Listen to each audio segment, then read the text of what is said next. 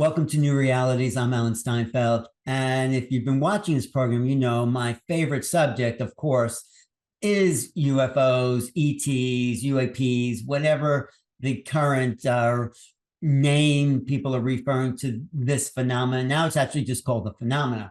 But Mike Fiorito is one of my oldest friends. I've known him for a long time. By the way, thank you for having me on. I really appreciate it. Thank you. It's great to see you, Alan. He's written an incredible new book, For All We Know, and you have endorsements by the now popular Diana Pacelka and, of course, Jeffrey Kripal. And this is a real biography of your metaphysical life. I do approach it as fiction. Oh, you do? So, I thought it was a biography. Yes. I wanted it to read like a memoir. I wanted it to read in first person, in the intimate setting. And yes, there are things that come from my experience, but it's not a strict memoir. It's memoirish to give it a feel. What inspired me to write the book was I've been doing a lot of reading on the subject, the phenomena, but I wanted to concretize the ideas that I've been reading in ways that they're in narrative form. But I really wanted it to be present, to be there. And yes, I do draw from experiences, life experiences. I mean, you grew up in New York, you grew up in the village, you recognize some of the terrain and some of the people. I'm not naming names, but types that we both know. Yeah. Right. For All We Know, explain that title, because you ask a lot of questions and I'm not sure how much we know. I don't know how much I don't know how much we know, especially about this phenomena. So talk about that. Right. I think that was very much my point, is for all we know, we don't really know a lot. And that's coming out in many ways. Now, there are many people that talk about and they have very precise, it seems, knowledge of things, and that's great. I personally feel that this may be stranger than we suppose, and maybe stranger than we can, imagine. I think it's also a song, by the way. The Carpenters, For All We Know. The Carpenters also did that Calling All Intergalactic and Being. Do you know that song by the Carpenters? Intergalactic. Actually, I don't. Oh, you don't? I don't. They didn't write that song, but it's a song, Calling All Intergalactic Craft. It's a fantastic Carpenter song. It's probably... Wow, that is so funny. Calling occupants of interplanetary craft. This book that James Madden has just written about hyperobjects, he's a philosopher. And what he says is that he's not the first, he didn't coin the term hyperobjects, but that perhaps what we're seeing is a piece and parcel of something else. And that what we're seeing, what we're experiencing, what we're perceiving, I mean, any of the smart, sober people that I've read, they seem to be struck more by wonder, and we're chasing after bits of things, but we don't really have the whole thing. Right, which is why I wrote my book, Making Contact. I'm sure you got it. You got it. I have. I read it. It was wonderful. I wrote a review for it too. I know you did, and thank you for that. My Making Contact book, because it has multiple perspectives that there's so much we don't know. You're absolutely right. For all we know is nothing, in a sense, right? And yeah, there are 200 trillion billion stars. There are more stars in the observable universe than there are grains of sand. It's and that's what we can see. What's beyond that? Right. What we can see is only 5% of the universe. You're right.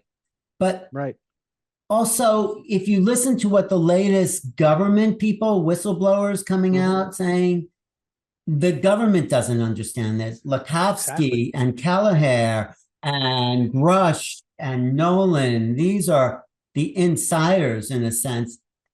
They can't explain what's going on. And and so how can we, these are people working with this, the material and looking at the bodies and we can only guess based on their vague sort of inferences what might be going. So how do you kind of propose we start to understand, maybe it's through what you're doing, this kind of stream of consciousness. How do we start to understand this really strange? I hope so. I studied philosophy, undergrad, philosophy of mind, and philosophy of science. And you kind of you question things, and you do thought experiments to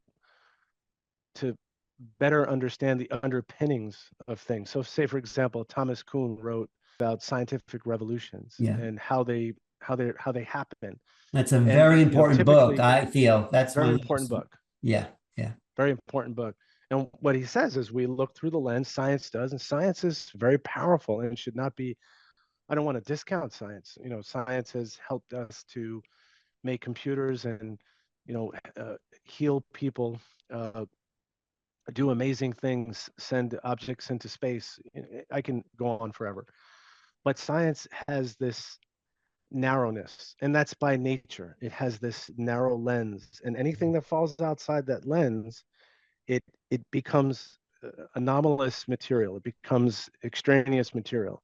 At some point, that extraneous material becomes, when it accumulates, it can change a paradigm. And I think we're in a place right now where I think that's what's exciting and frightening to people. That, Grush talks about it, the news, they kind of snicker, they laugh. But there's the deepest questions. Who are we? What is consciousness? What is, we satisfy, well, the Big Bang, out of nothing something happened, and it's been, the universe has been expanding for 15 billion years. That doesn't blow your mind? Here we are today in our everyday world of struggling to pay bills, make money, be good to the people we love. It's the most complex, I think it's the most interesting questions that this subject stimulates us to answer. So Well, that was behind me on the writing of it. well, thank you for that, because I do think it is the most fascinating topic. It does suck you down the rabbit hole because there are no answers. There's only more. The further, I talk to people like Linda Moulton Howe. She says this is like being in a hall of mirrors on a quicksand sliding floor where every piece is rearranging reality. Sure. And that's what makes it so interesting, is that finally, the mechanisms of the Industrial Revolution have now, this is of course what Jung said, a whole shifting point in the nature of understanding reality, ourselves, consciousness, who we are. And you talk about you tracing, because you said it's not a biography, but you're tracing your deep personal thoughts. So it's biographical that way.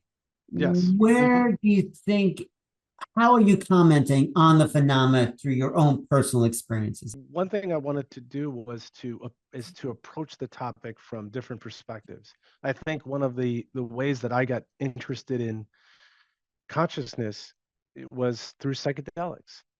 Terence McKenna writes about this. I mean, he writes about the use of psychedelics can take you to the machine elves, kind of in the center of the universe. That was one example. Is taking these concepts that are being investigated and looked at, ways to observe the phenomena, but not write about it in a nonfiction manner. Try to give it life and breath to experience, through my experience, through imagined experience. So I have a chapter in there about my mother's death, and that someone's death as being this portal to, and of course you've had the experience, and how do you escape that experience? But losing something, there's the emotional aspect of it, but there's also the real underlying philosophical aspect of it. this person was here and now they are not. They're not here in the same way. And we return to the elemental, uh, the base elements, we return to the world, and we're kind of distributed. And so that's a significant theme of the book, is this idea of integration, of this idea of the loom of the soil and the mycorrhizal web of life that entangles everything. And it's not just the biological life, it's also the cosmic. Right. And to me, they're reflective of each other. They're not exclusive. So what does the UFO phenomena in its, infancy of its advent into our consciousness offer us? How can we start to integrate it as a population? Yeah. Well, what's interesting is a lot of the reports that people have when they have experiences, the encounters, the the beings that they encounter offer guidance. You are ruining the planet. You're not taking care of this earth. That was an important thing for me, and I think that that's a huge paradigm shift. How do we take control from the oil and gas companies and the corporations, and how do we put spirit first? Now that's a huge, gigantic ask. That's a huge thing. And that's what I'm hoping to contribute, is to the conversation in a way that's relatable to people, because I think people will hear UFOs and say, oh, I don't want to know. But it really gets to the most important questions of, what do I have a consciousness? I mean, even our science today is saying there's a relationship between quantum mechanics and consciousness. When the observer influences the outcome of experiments. Hmm. So there's, what I'm hoping to do is and where I hope this goes, is there's a paradigm shift. That is a huge ask for this human life.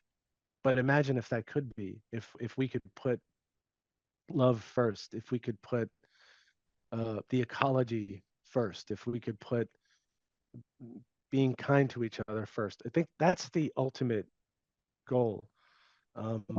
Yeah, I mean, And it's Imagine, right? John Lennon, all that yeah, is not just for dreamers.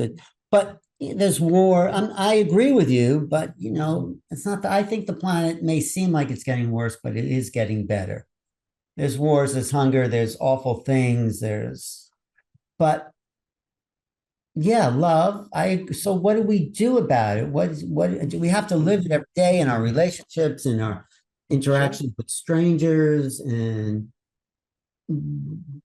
but is that going to change things? Are people, I don't know. I don't know. I think hope is important. I think it's important to aspire, to have an aspiration of hope and for the better. At the same time, we do live in a cruel and strange world. Yeah. And even with the phenomena, you look at the phenomena, and it's not all unicorns and fuzzy. Some of it is very is peculiar, and it's complicated for some people that have experiences. And it's not, I think we've come to understand, it's not just the shiny metal thing in the sky. There's a relationship between that thing and who we are. And there's some deep psychological connection. Yeah, that's And a great point. I wanted to just point out a sentence you write that I actually copied and wrote down. You say, while I'm glaring up at the sky, I think that the phenomena is reflecting back to me the way it thinks I see it. Talk about that. That's really a key phrase. Is that true? yeah, How can we understand? Do they know our minds? Are they our mind? I mean, how do you see it? well, this came from a dream that I had, and it was a true dream that I saw. It was this kind of cigar, looked like a cigar-shaped galaxy, and it was approaching me. The first thing I saw were these kind of halogen lamp kind of discs that were sort of these uh, flying around this thing that was heading toward me, glowing brilliantly. And then as this thing moved toward me, Alan, I see then a tree, a pine tree, that's lying horizontally. And then there are other objects behind it. But it was interesting that it was a tree. Because I think my mind, and you've read the book, there's a lot of the earth, there's a lot of ecology, there's a lot of having to do with the soil, with air, with oxygen, with the planet Earth. But going back to what you said, Jacques Vallée talks about this. You look at history, there's, and other cultures, they have seen the phenomena and it's experienced through a lens that seems palatable for them. There may be one thing people see, which is a brilliant light, a kind of, a powerful presence.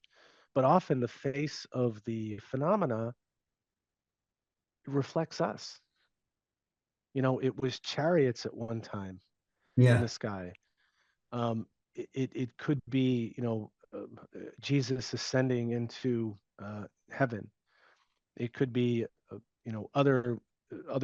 other stories. So my point with that is that's what makes what Whitley says. Is it Strieber or Streiber? Strieber, I think. Strieber. He says that that the government has looked at the phenomena in a way suspiciously and cautiously. And in a way, it's been trained to do that by the phenomena because it doesn't come with answers. It doesn't unfold itself and make it completely accessible. Now, there may be reasons for that. Just to that point, I was just reading an interview with Colm Kelleher. You know who he is? He works with I don't actually know. Oh, you don't know him? He wrote co-wrote the Skinwalkers at the Pentagon book with George Knapp and James Lakowski. Okay. Those great disclosure books, the last two that they wrote. Anyway, he says, I know the book, yeah. Mm-hmm. You know that book? You've seen it. Mm-hmm. He says it was decided that the phenomena was mimicking special access programs, and the government has proposed a hypothesis they call biodirectional mimicry, where the phenomena reflects back to us what our advances are in special access programs. I mean, that does go along with the fact that in the 1890s, people saw wooden craft in the sky, and then they saw Buck Rogers things, and then they seen right. But so that's such a strange notion that I don't understand how it knows our minds and how deep in our psyche does the phenomena really penetrate, you think? Mm-hmm.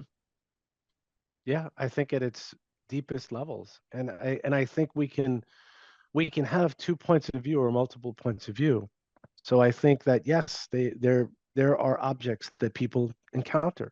You have these pilots, Fravor and some of these other pilots that say, I saw an object move at 10,000 miles an hour or whatever speed, some incredible speed, and make a right turn at many thousands of miles an hour in a second without any kind of curve, just a right hand dead stop turn. And it's showing up in modalities. So the government now has to say, you notice they're not fighting when Grush comes out, and Grush would be he would be committed because if he weren't telling the truth, the government would put him in jail. But they're not stopping him from speaking. They just don't know what to say. I think they don't know what to say. We don't know what to say. And that's, I think, what's interesting is that this is somehow bound up with the ultimate reality, the ultimate question of who we are and what consciousness is.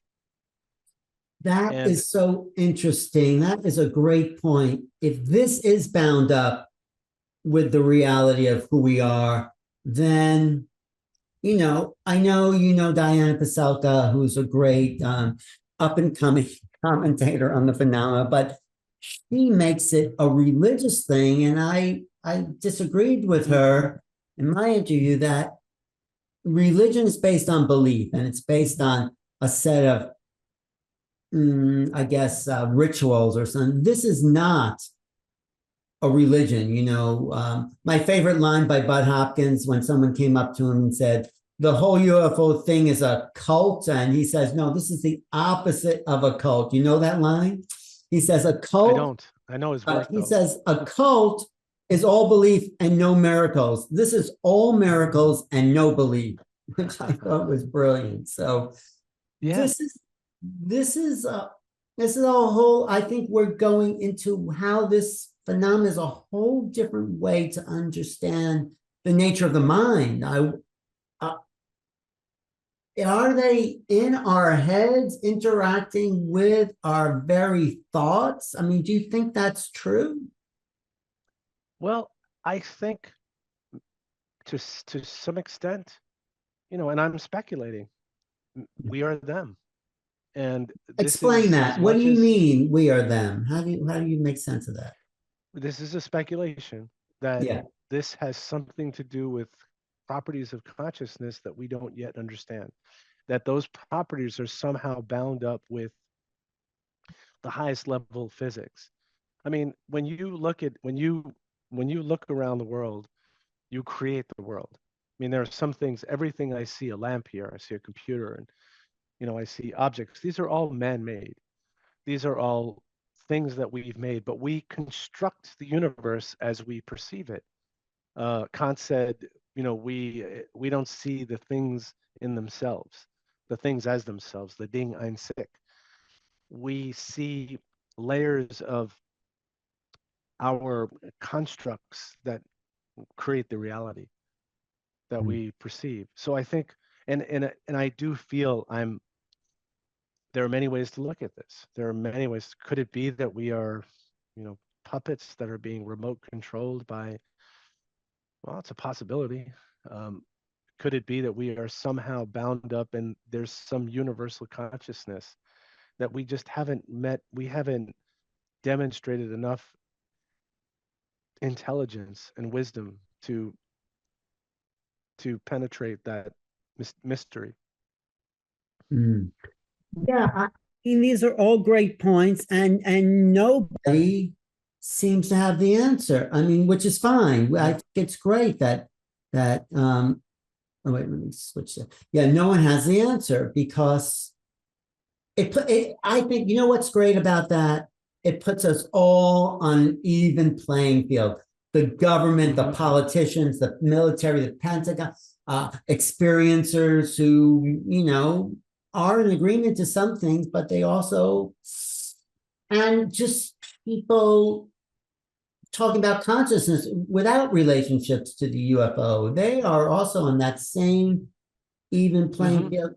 And so we're starting fresh. I think 2024, the year of the dragon, it's a leap year. It's the fourth, what I think is the fourth year into the decade really begins. The 60s didn't begin until the Beatles arrived in 1964 and 74 and 84 and 9. And so we are at a turning point where the anomalous we're changing. It's no longer anomalous. We are creating a category. It's only anomalous because we don't have a name for it, but like rocks falling from the sky. But once we can start to pin it down and name it and fit it into a perception of reality, then it actually expands what we know. I mean, I'm just thinking as you're talking here, it's just bringing up a lot of these ideas. And yeah, I mean, I don't know what to do with that, but we are in new territory, I think. As it's a new reality, Alan. And as you've long been saying, I got into this. I've always been interested in the subject, but I would say that with the New York Times articles, and then I stumbled upon Jeff Kripal's book. Uh, uh, oh gosh, what's the flip? Oh, And I stumbled upon it. I didn't search for it. I just picked it up. It was a philosophical book. I had just written a collection of short stories called Falling from Trees. And it's funny, I'd written these stories and I was looking to what gets me to read is reading challenging, interesting stuff.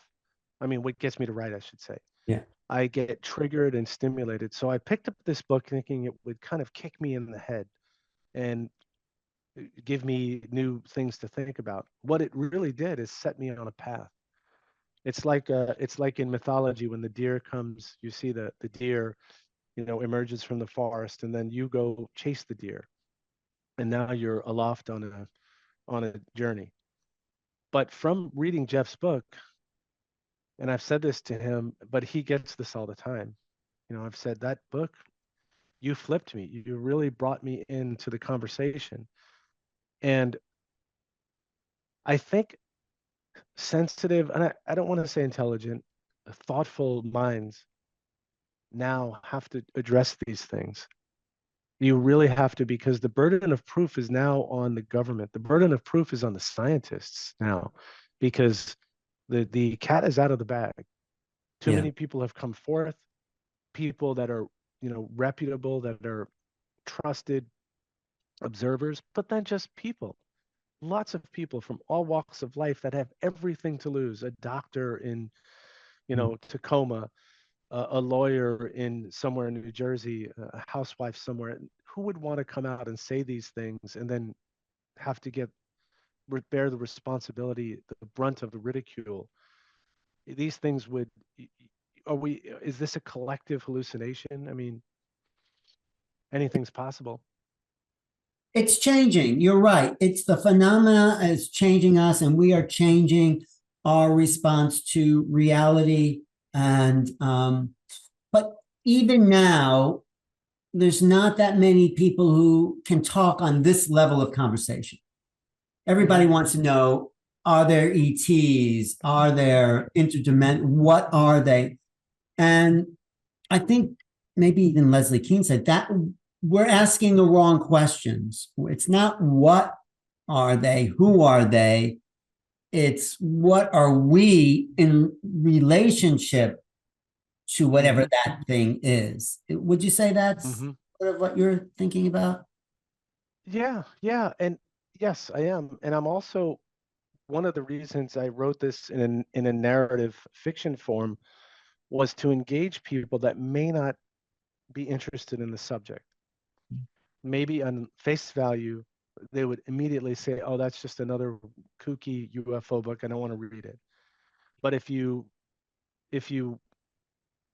kind of disguise it a little bit and you tell it in a story format, I hope that people can relate to the subject matter and engage with the book.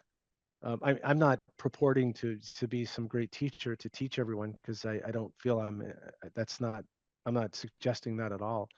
I'm just sharing my curiosity, really. Oh yeah. No, you don't come off that way as like some, great know it. No, you're asking the questions we all need to ask. And you're also doing something else, I think, in the book, which is playing with your own consciousness.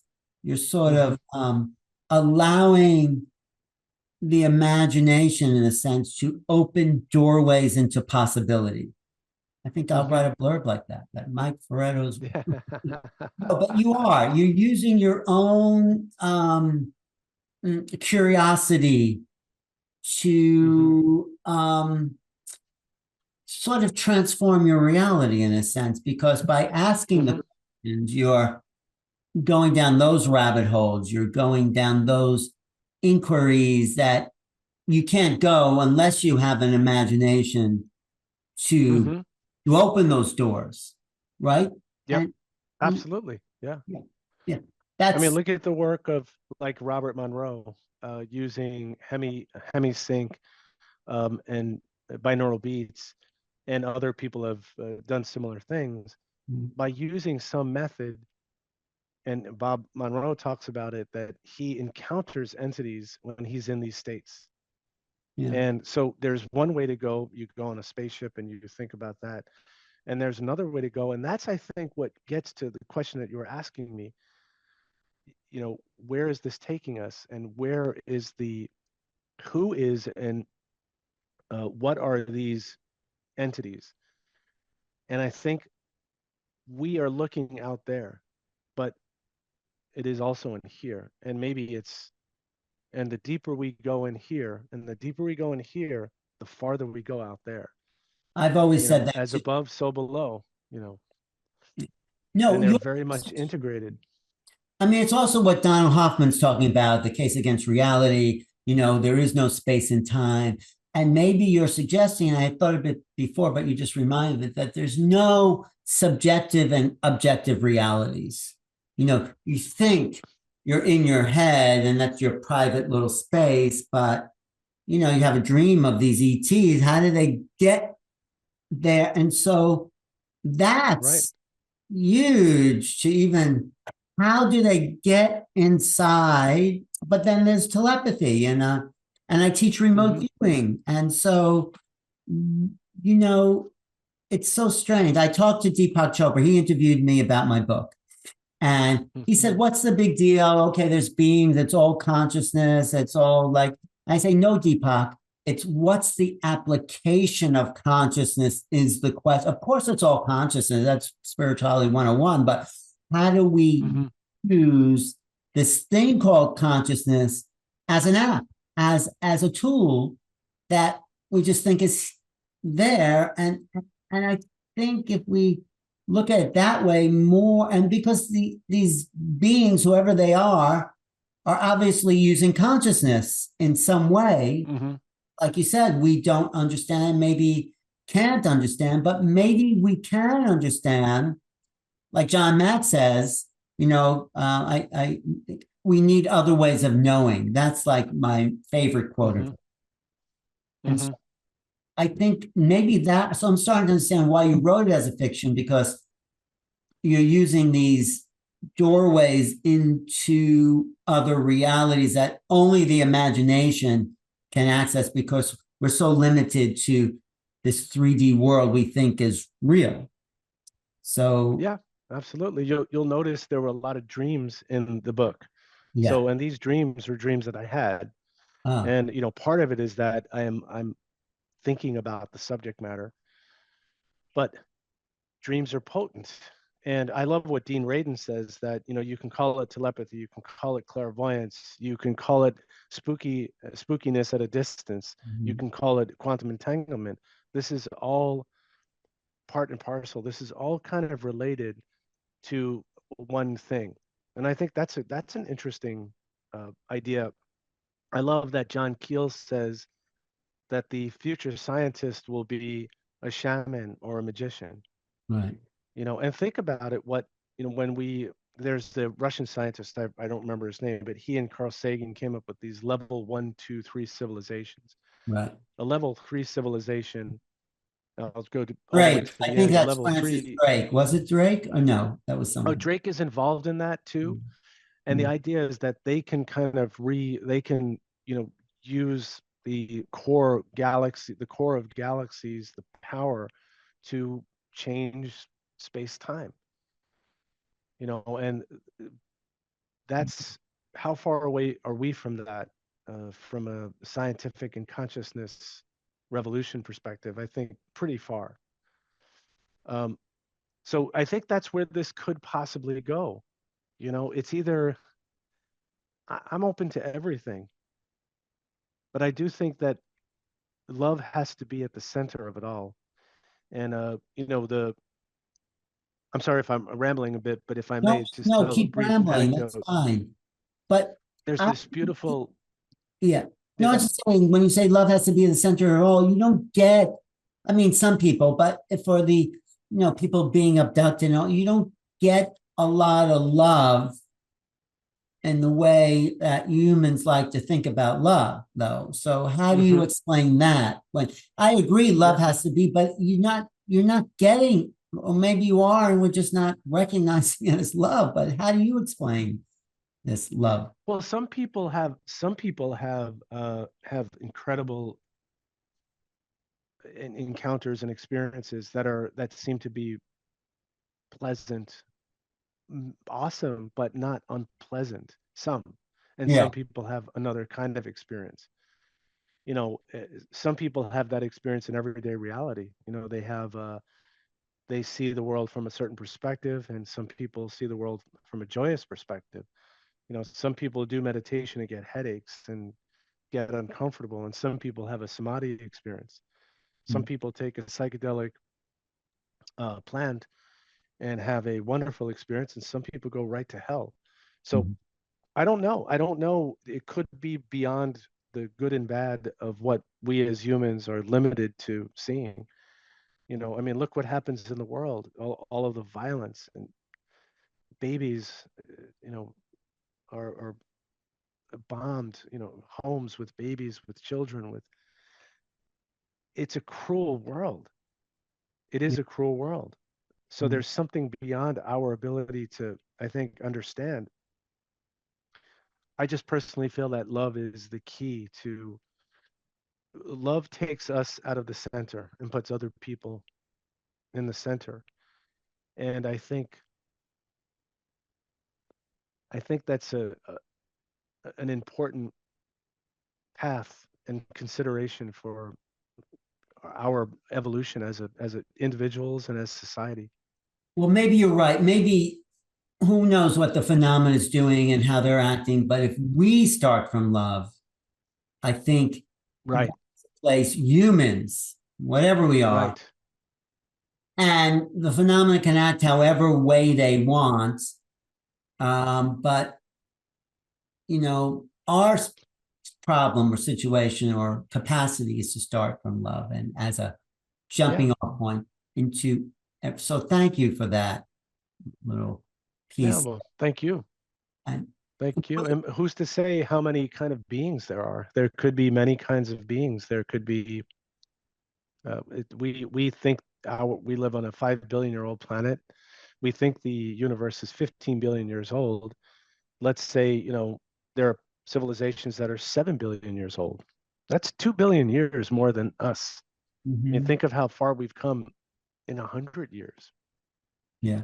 Um, from a steam-powered engine to artificial intelligence. That's not 100 years, but the span of that, and it's not that long. So, I mean, I know your efforts is with writing, but Hmm. where do you think we're going? I mean, you're contributing your way, but the if the government says, guess what, there are bodies which they have said, and here they are, and they roll out Hmm. the crash retrievals, and uh, um, how is that going to change what the questions we're still talking about in terms of consciousness and whatever Hmm. it is? Is it going to change? I mean, is it maybe I don't know, and maybe it's the beginning of a change. What do you think?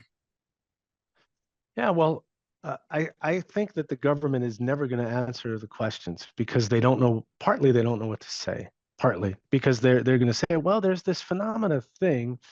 It seems to know what we're thinking, and it's completely evasive and elusive. And every time we poke at it's like a mercury, and it's kind of reforms somewhere else, and we just can't get our hands. So that's what we think. Uh, Now for the weather.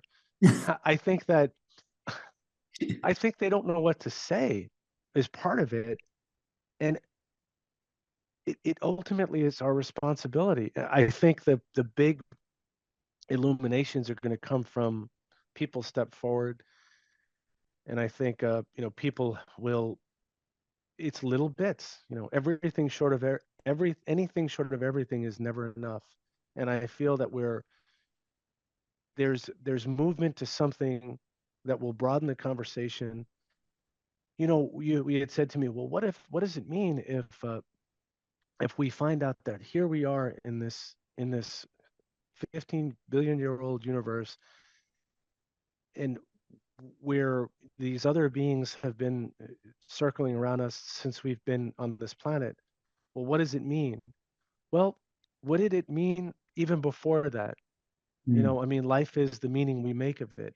Right. And there lots of people, I guess, come with prepackaged notions that provide a lot of comfort.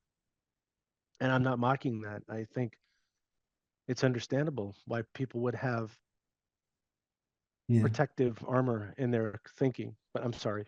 No, no, don't be sorry. No, I was just thought of something, but I wanted to hear finish. No, what you Yeah. mentioned reminds me of a chapter in my book by I think Darrell Anka wrote this chapter where he talks about Benjamin Franklin being in France when the first hot air balloons are Mhm. taking off, and someone said to Benjamin Franklin, "So what is it for? What are we going to do? And what does it mean?" And he says something like, "What does a newborn baby mean? You know?" Right, right.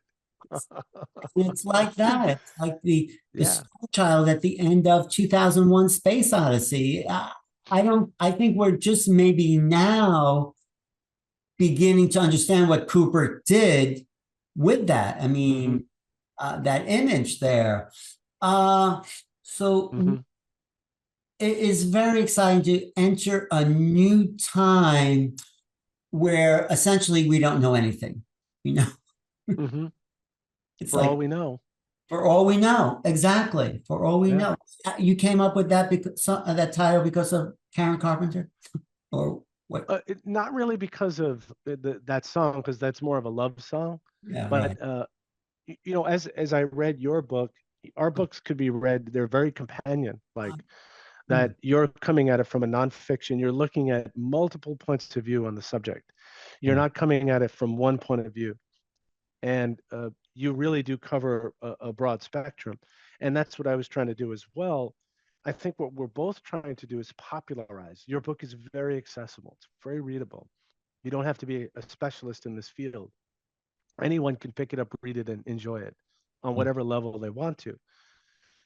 And I think that's kind of what I'm up to at this time.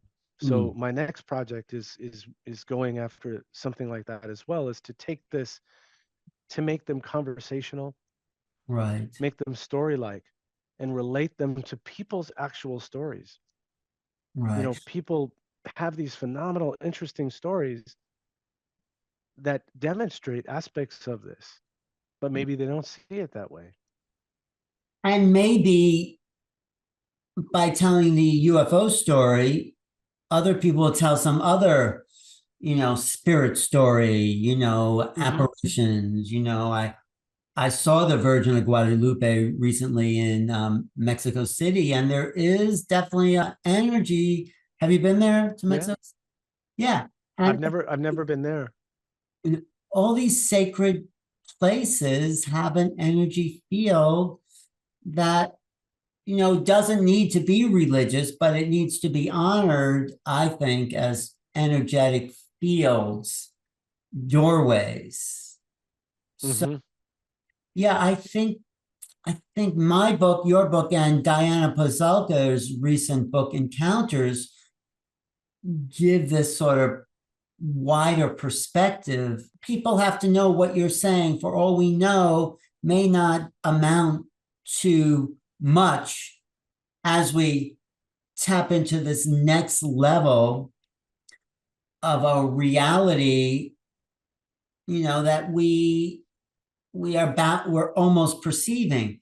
But then you get other things in the way or coming out, the digital revolution, the chat GPT, the AI takeover.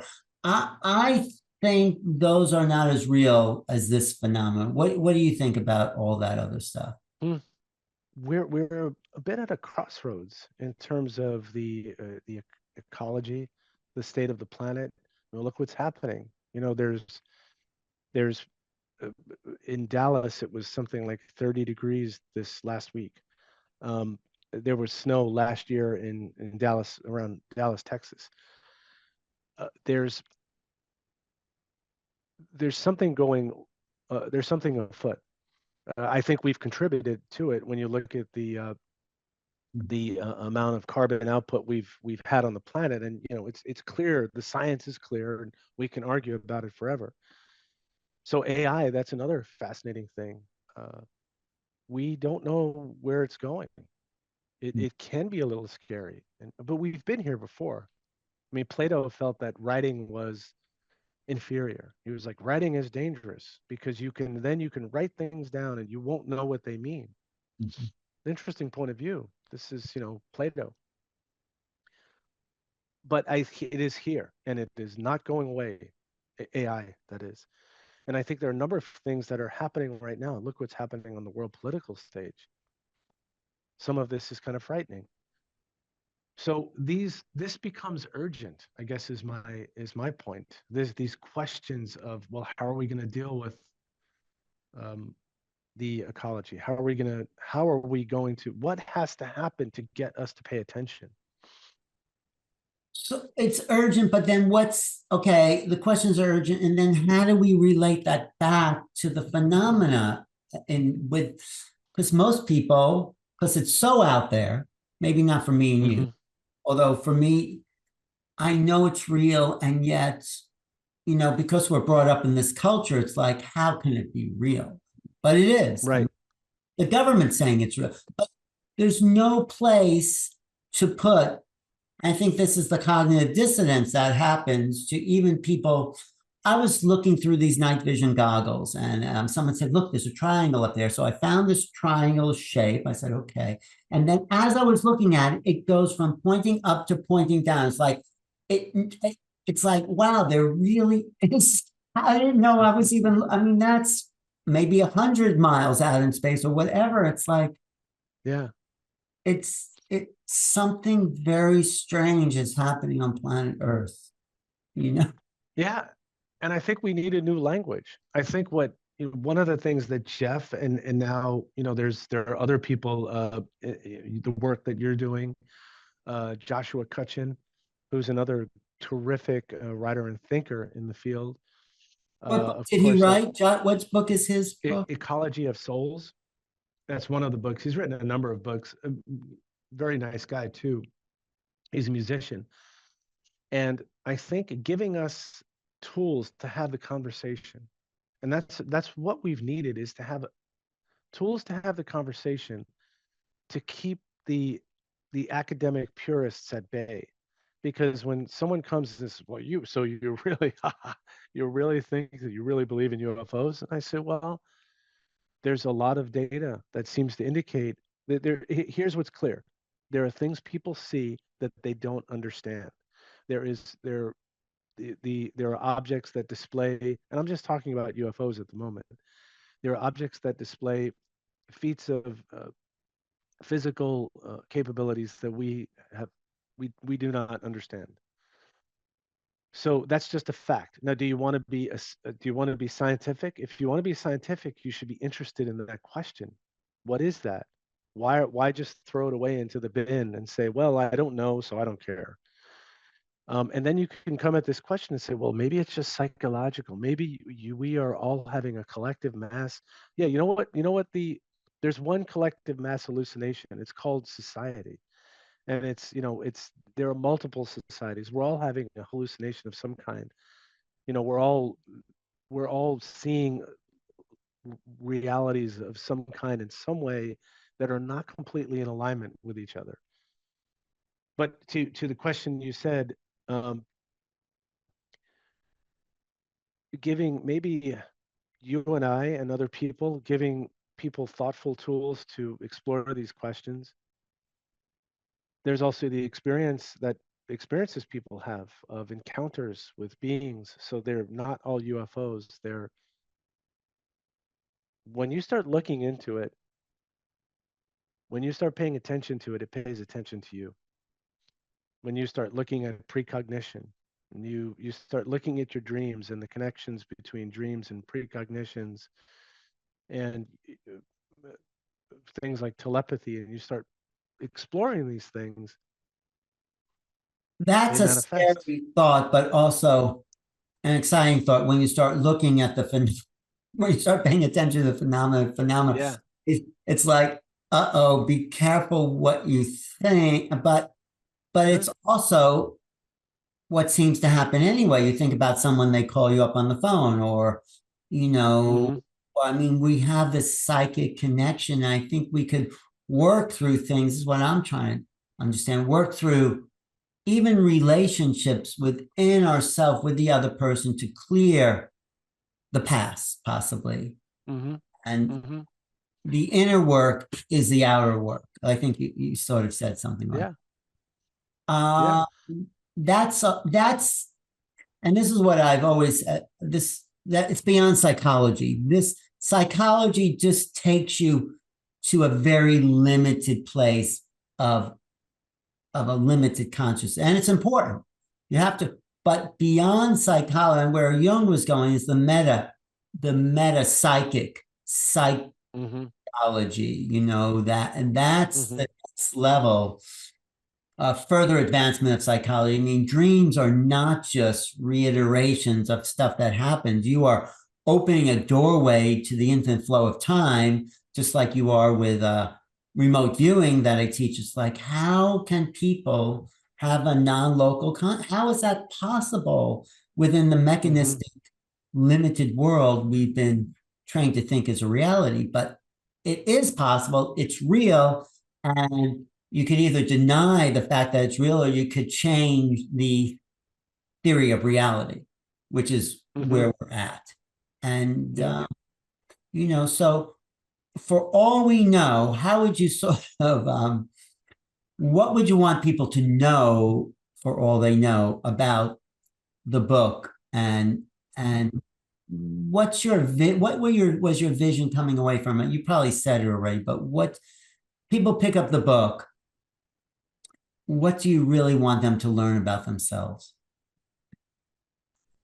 Well, thanks for asking that question. I think I'm inviting you, the reader, to be on to be curious. So I'm not answering anything. I make it clear. I even make the narrator a little dopey and not trustworthy sometimes. So it's important, to, yeah. Did you have a I feeling thought about you that? were the narrator the whole time. I said, well, that's pretty. Right. Yeah, yeah. I mean, yeah, I am the narrator, but it's, I do have control over, as Mm, a writer, of the character of the narrator, but I wanted the narrator to have flaws. I wanted them to be obvious. mm, And you and I, we've been interested in this stuff for a long time. There are charlatans out there. There are a lot of people that are full of crap, mm. and it's not a bad thing to be wary of them. But we have to remain curious, I think, and in that curiosity of who we are as thinking beings and why we are here, I think that they're the most important questions. Now, if you're suffering with, you're out of work, you're depressed, and your wife just left you, and you're probably not going to be thinking these things because you're too emotionally consumed. This is stuff for privileged people on some level. Is, you have the homeostasis of your body and mind. I hope people read this, see themselves in the stories, and see their experiences as analogous, and that it's not just some UFO woo woo. You know, when you've experienced death up close, what did you think of? Did it bring you closer to your perception of reality, of what it is to be alive and what it is to have relationships? And how is that related to the phenomena? Because in the book, I wanted that to be, and that's actually something that's a Joshua Cutchin's, in a way, his influence is, we are we are them. We are the people that are not on this planet anymore, here and now. Joshua Cushion. What's the book he wrote? You said again? Right. Ecology of Souls. The I ecology. highly recommend it. And he talks about the UFO ET phenomena being an aspect of soul evolution somehow. he's a folklorist. So he looks at the subject through the lens of folklore, and that's one of his perspectives. Um, but the idea, looking at how cultures perceive death, often at times of death and at uh, people experience aspects of the phenomena when they're in the vicinity, the rituals of burial and so on. And I like that he's coming at this from a very different angle. And the more we can get angles of people to look at this and then to bring it together into some cohesive way. There's a book called Deep Weird. If you'd looked at that, it was edited by Jack London. I'm sorry, not Jack London. Oh gosh. I'll Deep, tell you in a second. deep weird. I'll look it up. Deep weird. You said Deep Weird. Yeah. And it's a great book of people coming from very different perspectives. So people that have a scientific perspective, people that are looking at the phenomena from a folklore perspective, people looking at it from a psychedelic perspective, people looking at it from a philosophical, from a nuts and bolts perspective. So it's all of these ways to look at the subject matter. And what I like is it's creating a cohesion of subject matter that you've been interested in, Alan, as well. So these subjects kind of constellate around the topic of UFO, and I think help us to see how these things are connected. How this is connected to consciousness. It's not just a thing out there, and how that connects to physics. Yeah, and how it does connect to physics. I mean, quantum physics, I don't think is a complete science because it's just labeling phenomena. It's not explaining it in a sense, but there is something we can learn about maybe how these phenomena thinks, in the sense that when you collapse away function through saying, I know what this is, reality solidifies. I think that's been sort of proven. But so what if we weren't here? That's right. Right. But that's through comprehension. But I gave a talk at Contact in the Desert where I said, let's not comprehend reality and collapse away. Let's apprehend it.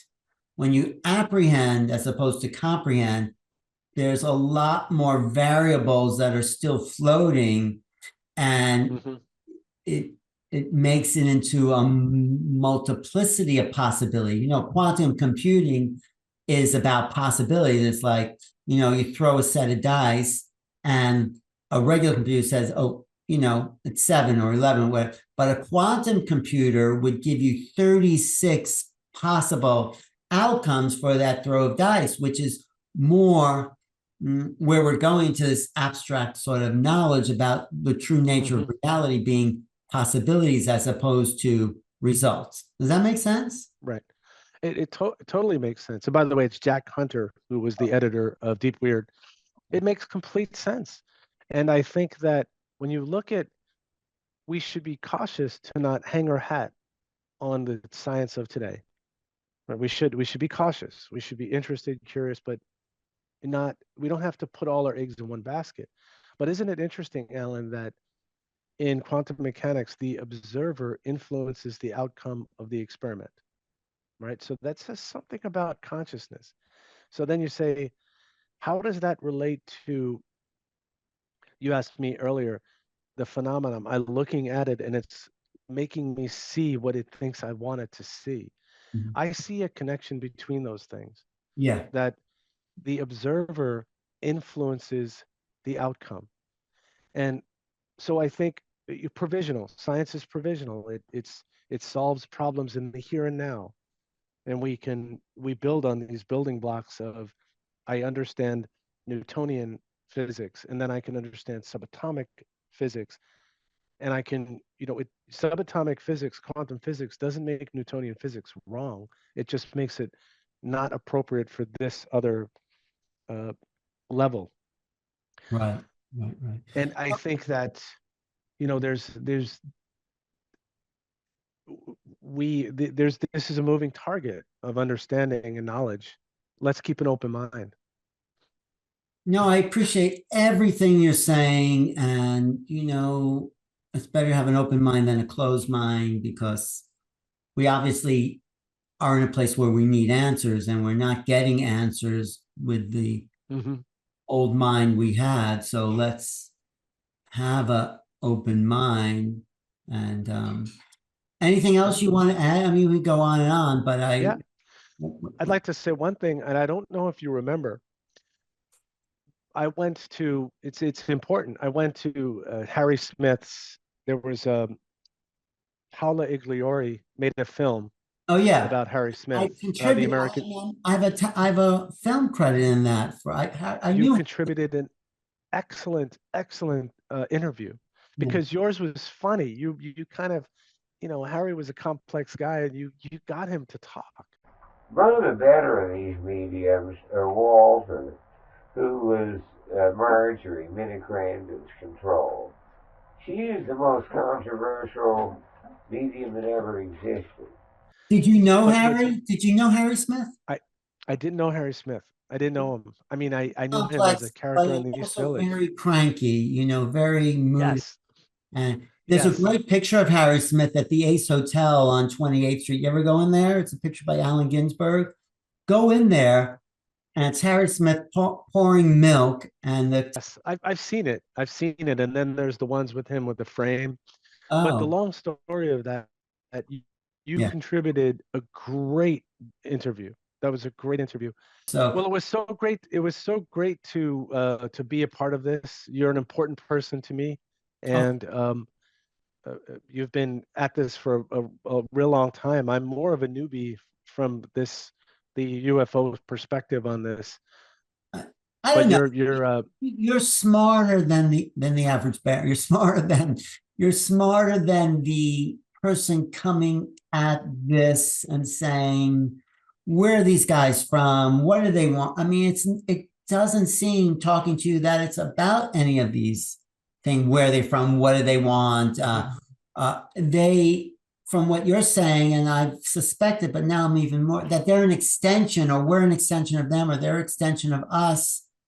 And they are extending our perceptual field into quantum possibility. I know that word's overused, but into fields that we can use consciousness as an application to go beyond time and space, and to create, shall I say it, new realities. But it's true. Yeah. And hopefully for better goods and purposes. So that's if it's not wrapped in love, then I'd be a little cautious. Well, I do think your book particularly has a lot of passages of love, and the narrator does have moments of self-pity, and it's and also moments of true feeling and wonder too. And the wonder is part of loving existence, I think.